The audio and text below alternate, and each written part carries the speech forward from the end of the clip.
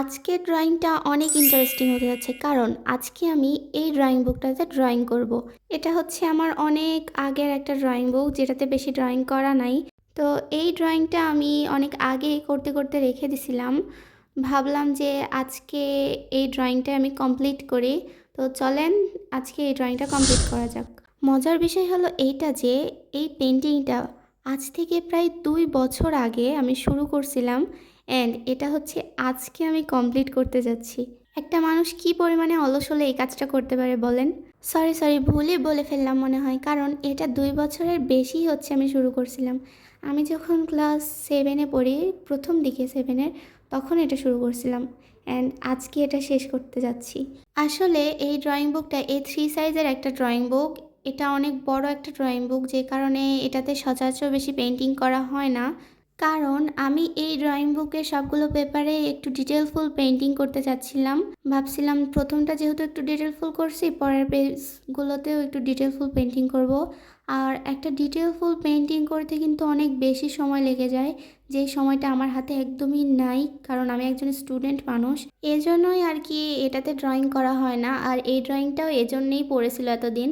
আর আপনারাও হয়তো দেখেন যে আমি বেশিরভাগ সময় ছোট ছোট ড্রয়িং বুক, কার্ড এগুলোতেই পেন্টিং করি। আগে আমার এত পড়াশোনার চাপ ছিল না, যে কারণে অনেক সময় বসে থাকতাম, তাই অনেক বড় বড় ডিটেলফুল পেন্টিং করতাম। বাট এখন এরকম সময় নাই আমার হাতে, যে কারণে বড় পেন্টিং করি না। আর এই ড্রয়িং বুকটার কথা তো আমি ভুলেই গেছিলাম। তো আজকে আমি ঘর বাড়ি গোছাইতে গিয়ে এটা আমি পাইছি।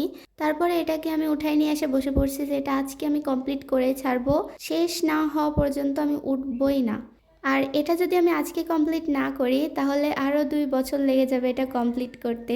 আর এটার ফাইনাল লুক দেখার জন্য আমি অনেক এক্সাইটেড, কারণ এটা আমি একটা রেফারেন্স পিকচার দেখে আঁকাচ্ছিলাম, যে পিকচারটা আমি পুরো গ্যালারি খুঁজেও বের করতে পারিনি, সেটা হারাই গেছে।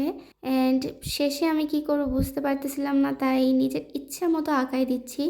এই জন্যই আর কি আমি এটার ফাইনাল লুক দেখার জন্য এত এক্সাইটেড, দুইটা মিক্স করে কেমন হয় পেন্টিংটা। আগে আমি রেফারেন্স পিকচার দেখে দেখে আর্ট করতাম, কারণ তখন আমি অত ভালো আর্ট করতে পারতাম না, তো তাই দেখে দেখেই আর্ট করতাম আর শিখতাম। অ্যান্ড এখন আমি নিজে থেকেই আর্ট করি, মাঝে মাঝে একটু আইডিয়া নিয়ে থাকি, বাট সেম সেম আর্ট করি না।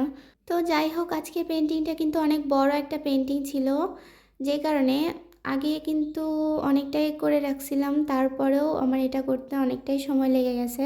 তো এই পেন্টিংটা আমি করতেছিলাম আর ভাবতেছিলাম যে আসলে আমি কি আঁকতেছি, মনে যা আসতেছে তাই আঁকতেছি। আর এটা ভাবতেছিলাম যে আসলে এটার ফাইনাল লুক কেমন হবে। পরে ভাবলাম যে এত ভেবে কি হবে, ড্রয়িং করতে থাকি অ্যান্ড দেখি ফাইনাল লুক কেমন হয়। ভাইরে ভাই, 2 বছর থেকে একটা পেন্টিং করতেছি, ভাবা যায়? মানুষ বলবে কি আর্টিস্ট রে ভাই, 2 বছর ধরে একটা পেন্টিং করে। আজকের পেন্টিংটা অনেক বড় হওয়ার কারণে ভিডিওটাও কিন্তু অনেক বড় হয়ে গেছে। আর আমার 5 মিনিট ধরে কথা বলতে হবে। এই 5 মিনিট ধরে যে আমি আপনাদের সাথে কি বকবক করব কিছুই বুঝতে পারতেছি না। আমার মুখের কথা শেষ হয়ে যাচ্ছে, তারপরেও পেন্টিং করা শেষ হচ্ছে না। এত গরমের মধ্যে আমি ফ্যান অফ করে বসে থেকে ভয়েস দিচ্ছি। তো যাই হোক, এখন আমি এখানে ছোট ছোট কিছু ফুল এঁকে নিচ্ছি। আর ছোট ছোট পেন্টিং করতে কিন্তু সব থেকে বেশি সময় লাগে, যেমন এই ছোট ছোট ঘাস, ছোট ছোট ফুল, এগুলো আঁকতে কিন্তু অনেক বেশি সময় লাগে। আর এগুলো একটু সময় নিয়ে আঁকতে হয়, তাহলে এগুলো অনেক ভালো লাগে দেখতে। একটু দ্রুত আঁকতে গেলে এগুলো নষ্ট হয়ে যায়, তাই এটা একটু সময় নিয়েই আঁকতে হয়। আর আমার আম্মু আমাকে বলে আমি নাকি অনেক লেজি। আমি যে কোনো কাজ করার সময় অনেক আস্তে ধীরে করি, মানে খুবই স্লো মোশনে করি। আর আসলেই আমি অনেক লেজি, কারণ আমি বেশি স্লো মোশনে কাজ করি, তাই আমার আম্মু আমাকে সবসময় লেজি বলে। আম্মুর এই কথা শোনার পরে আজকে আমি ভাবলাম যে আজকে আমি এই পেন্টিংটা খুবই দ্রুত করব, করে আম্মুকে দেখাবো আর বলবো যে দেখো আমি কত দ্রুত আর্ট করছি। কিন্তু আমি তো আসলেই অনেক লেজি, যে কারণে আমি দ্রুত করতে চাইও দ্রুত করতে পারিনি।